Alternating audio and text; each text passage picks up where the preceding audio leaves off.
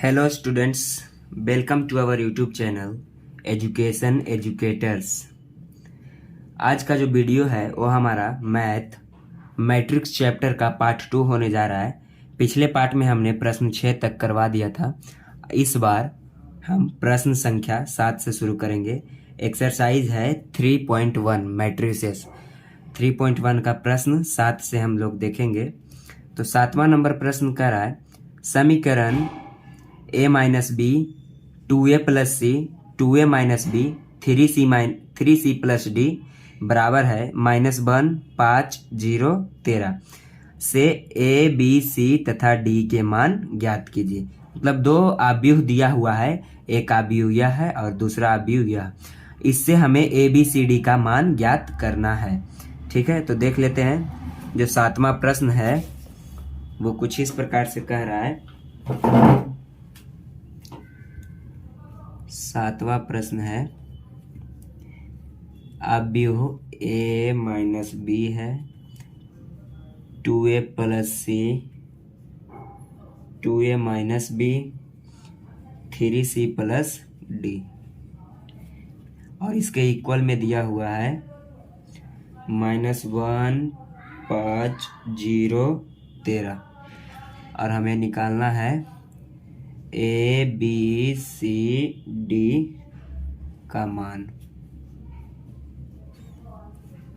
ठीक है, तो ए बी सी डी का मान ज्ञात कर लेते हैं। तो इसमें जो है इक्वालिटी का नियम लगेगा। इक्वालिटी का जो नियम है वो कहता है कि पहला रो का पहला एलिमेंट बराबर होता है दूसरे मैट्रिक्स के पहले रो के पहले एलिमेंट्स के बराबर। मतलब a माइनस बी जो है वो -1 के बराबर होगा, 2a प्लस सी 5 के बराबर, 2a माइनस बी 0 के बराबर, 3c प्लस डी 13 के बराबर। तो हम यहाँ से लिख लेते हैं a माइनस बी किससे समानता, from law of equality, from law of equality समानता के नियम से, समानता के नियम से a माइनस बी बराबर हो जाएगा -1 2a प्लस सी बराबर हो गया 5। इसको इक्वेशन 1 बना लेते हैं, इसको इक्वेशन 2। 2a माइनस बी बराबर हो गया 0 और 3c प्लस डी हो जाएगा किसके बराबर, 13 के। 3c प्लस डी बराबर हो गया 13। इसको इक्वेशन 3 और इसको इक्वेशन 4। अब हम दो इक्वेशन को लेंगे और उसको आपस में जोड़कर या घटाकर हम किसी एक का मान निकालेंगे। तो जैसे हम ले लेते हैं इक्वेशन, जैसे हम फ्रॉम इक्वेशन फर्स्ट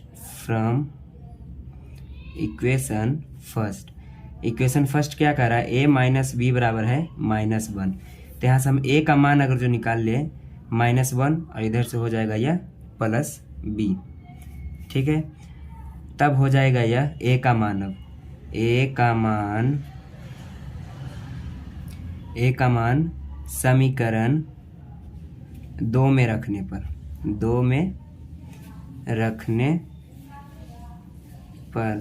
a का मान 2 में रख देते हैं। तो दूसरा इक्वेशन क्या है, 2a प्लस सी बराबर है 2 में नहीं 3 में रखेंगे, तब हमें क्या मिलेगा, b का मान मिलेगा, क्योंकि यहाँ पर टर्म क्या है b।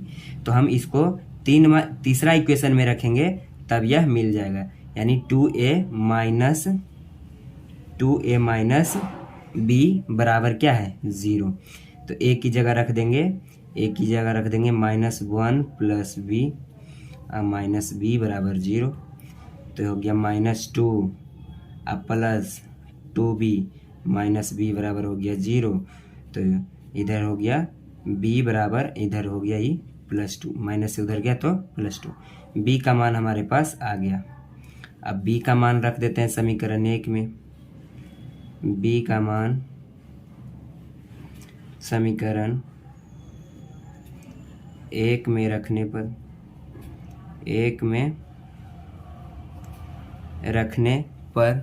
b का मान समीकरण 1 में रखने पर जो समीकरण 1 है a माइनस बी बराबर है -1, तो ए माइनस बी की जगह रख देंगे 2 बराबर हो गया -1।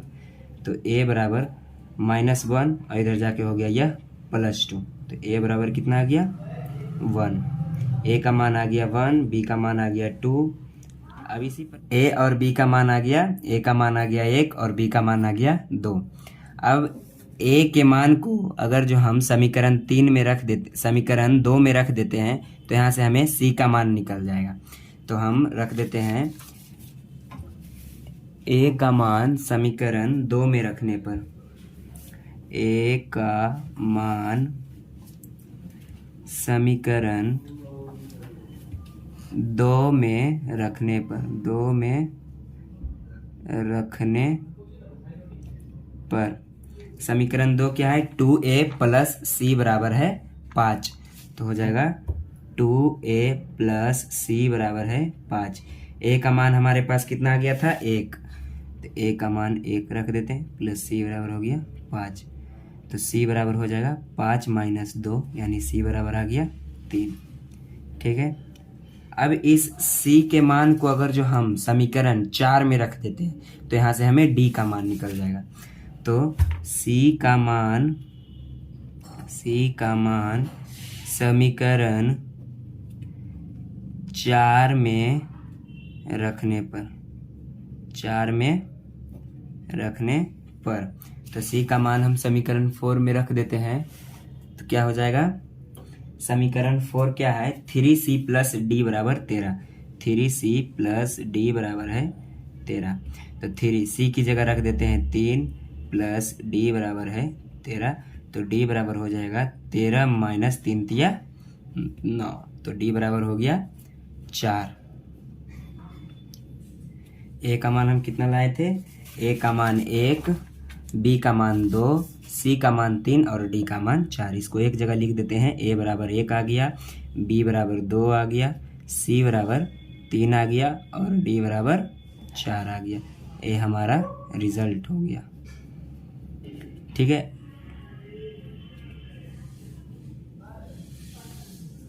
अब देखते हैं 7 में एक ही प्रश्न थे। अब 8वें प्रश्न में हम लोग आते हैं।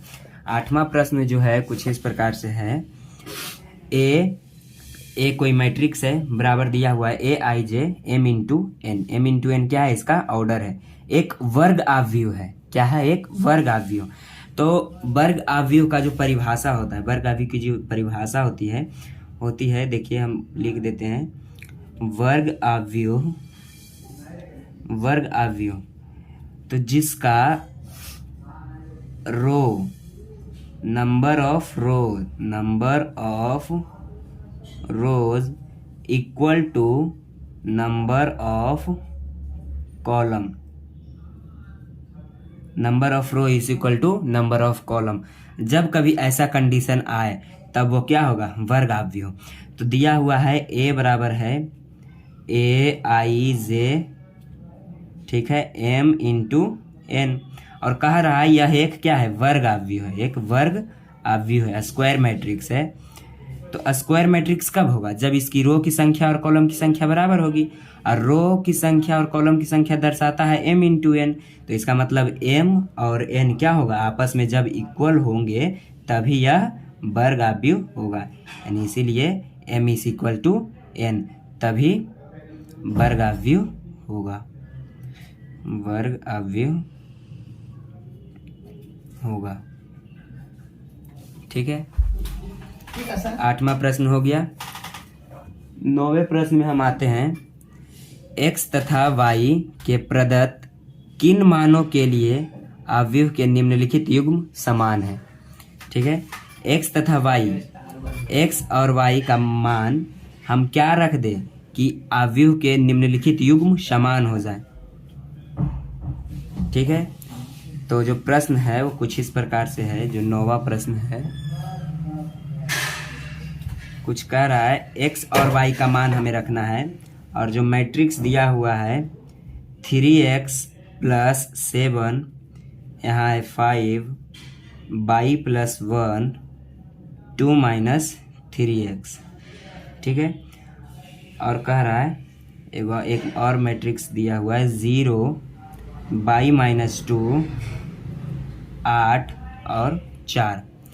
तो कह रहा है कि x की जगह हम क्या वैल्यू रखें, y की जगह क्या वैल्यू रखें कि जो ये दोनों जो अवयव हैं वो आपस में कैसे हो जाएं, इक्वल हो जाए, समान हो जाए।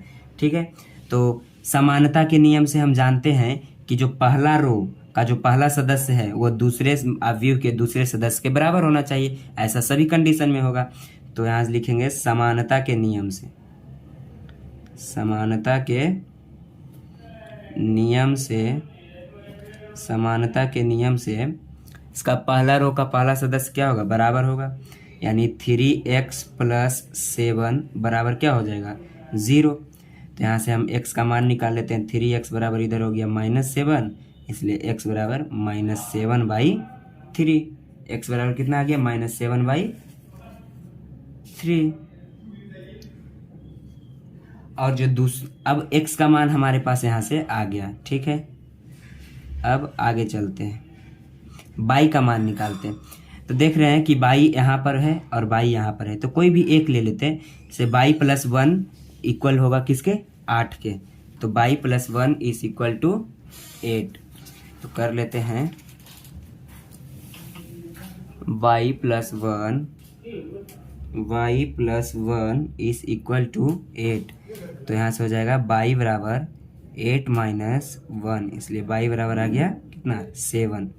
ठीक है, y का मान आ गया 7 और x का मान आ गया -7/3। तो देखिए यहाँ पर ऑप्शन में कहीं पे इसमें ऑप्शंस दिए हुए हैं, हम दूसरा भी चेक कर लेते हैं। इसमें जो दूसरा दिया हुआ है बाई -2 किसके बराबर होगा, 5 के बराबर होगा। तो देख लेते हैं, बाई -2 इज इक्वल टू 5। तो बाई का मान यहाँ से आ रहा है कितना, 5 + 2, यानी बाई का मान आ रहा है 7। यहाँ से भी वही आएगा, सेम रिजल्ट। लेकिन यहाँ पर जो ऑप्शन है, बुक में जो ऑप्शंस दिए गए हैं वो x बराबर -1/7, जबकि x का मान कितना आ रहा है, -7/3। तो किसी में भी x का मान -7/3 नहीं है, इसलिए इसका आंसर क्या हो जाएगा, बी, ज्ञात करना संभव नहीं है इस ऑप्शंस के अनुसार। ऐसे इसका रिजल्ट कितना आएगा, x का मान -7/3 और y का मान 7। ठीक है, इसका जो 10वां प्रश्न है, 10वें प्रश्न की ओर चलते हैं। जो 10वां प्रश्न कह रहा है, 10वां प्रश्न है 3/3 कोटि के ऐसे अवयव हों कि कुल कितनी संख्या होगी जिनकी प्रत्येक प्रविष्टि 0 या 1 है।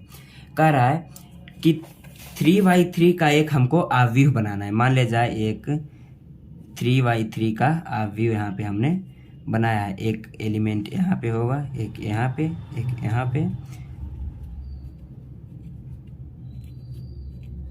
ये हो गया 3/3 अवयव, क्योंकि 1 2 3 और 1 2 3, 3 रो 3 कॉलम, 3/3 अवयव होगा। अब कह रहा है कि इसकी टोटल संख्या कितनी है, टोटल नंबर कितना है इसका। अगर हम इसमें 0 1 1 कुछ भी, मतलब 0 और 1 से अगर जो हम इस बॉक्स को पूरा फिल करें तो ऐसा कितना अवयव बन सकता है। रेडी। तो टोटल नंबर हमें निकालने के लिए कह रहा है। तो जो टोटल नंबर होगा 3x3 अवयव में, 3x3 अवयव में जो टोटल नंबर होगा कुछ इस प्रकार से होगा। इसमें कुल कितनी संख्या होगी 0 और 1 की, तो 1 2 3 4 5 6 7 8 9। टोटल एलिमेंट्स इसमें कितने हैं, टोटल एलिमेंट्स हैं इसमें 9। ठीक है, क्योंकि यहाँ भी 1 2 3 4 5 6 7 8 9, कुल 9 संख्या है इस अवयव में। 3x3 अवयव जो है इसमें टोटल 9 संख्या है। और हमें भरना कोची से है, भरना है हमें, जो इसमें हमें डालना है वो 0 और 1। सिर्फ यही 2 अंक हमें इसमें यूज करने हैं। तो हमें कितना अंक, टोटल कितना अंक यूज करना है, 2 अंक। ठीक है, तो जो इसकी कुल संख्या होगी, अवयव की कुल संख्या, अवयव की कुल संख्या, अवयव की कुल संख्या कितनी हो जाएगी, जितना भरना है कितना भरना है, 0 और 1, तो इसकी संख्या कितनी है, 2। और इसमें कितने एलिमेंट्स हैं, 9 एलिमेंट्स, तो उसको पावर के रूप में ऊपर लिख देंगे। अब यह जो रिजल्ट आएगा 2 की पावर 9 इक्वल टू हो जाएगा 512, यही इसका आंसर हो जाएगा।